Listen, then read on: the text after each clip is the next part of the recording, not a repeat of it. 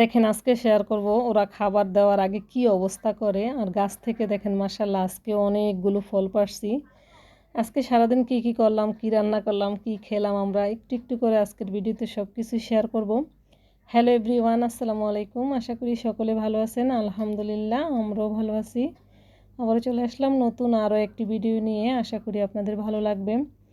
সকাল সকালই দেখছিলাম যে অনেকগুলো ফল পেকে আছে। এই কয়েকদিনের গরমে মানে অনেক ফল পেকে যাচ্ছে আর একসাথে অনেকগুলো করে পাকছে। 2 দিনে পুরো গাছ খালি হয়ে গেছে।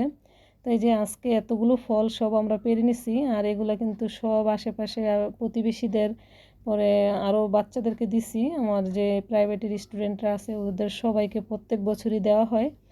তো এই যে দেখেন এখানে কতগুলো ফল পারছি। আর মাশাআল্লাহ দেখেন কালারগুলো খুবই সুন্দর আর বিশাল বড় বড় সাইজের ফলগুলো। এখন হচ্ছে রান্না বান্না করতেছি। রান্না বান্নার জন্য আজকে হচ্ছে টমেটো এই যে পুড়িয়ে ভর্তা করব। আর হচ্ছে এই যে এখানে কাঁঠালের বিচি ফ্রিজে ফ্রোজেন করে রাখা ছিল, আলু আর পটল এগুলো দিয়ে হচ্ছে মাছ রান্না করব।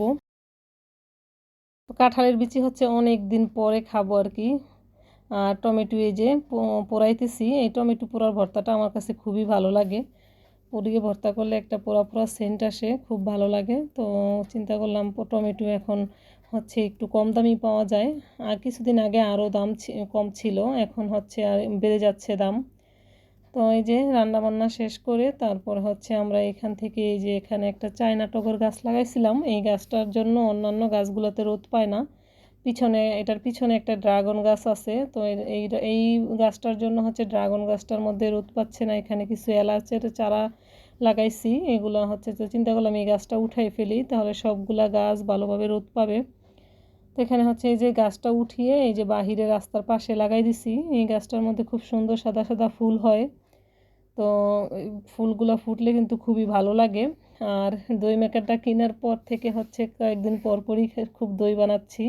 আর এই প্রচণ্ড গরমে কিন্তু দই খেতে ঠান্ডা ঠান্ডা খুবই ভালো লাগে। আর সেটা যদি হয় ঘরের তৈরি তাহলে তো আর কোনো কথাই নেই। এই দইটা হচ্ছে আমি সকাল সকালই পেতে রাখছিলাম যাতে আমরা দুপুরে বা বিকালের টাইমে খেতে পারি। তো দেখেন খুবই সুন্দর হয়েছে দইটা। এখন হচ্ছে আমরা সবাই মিলে দই খেয়ে নিব। দই খেয়ে তারপর হচ্ছে আমি আমার কবুতরগুলোকে খাবার দিব। আর আজকে আপনাদের সাথে শেয়ার করব ওরা খাবার দেওয়ার সময় কি অবস্থা করে। একটু পরে সেই ভিডিওটা শেয়ার করব। তো সকলে ভালো থাকবেন আর ভিডিওটা দেখতে থাকেন। দেখেন এই যে তারা সবাই সিরিয়ালে বসে আছে, মানে অপেক্ষা করতেছে কখন খাবার আল্লাহ দেখো কখন খাবার দিব। আর দেখেন আমি এখন খাবার আনতে যাইতেছি, দেখেন আমার পিছন পিছন ওরা কি অবস্থা করে।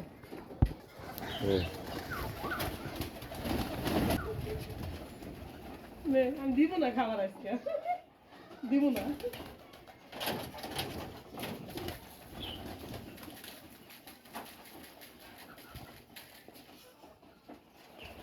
কি তোমরা নাও না কেন?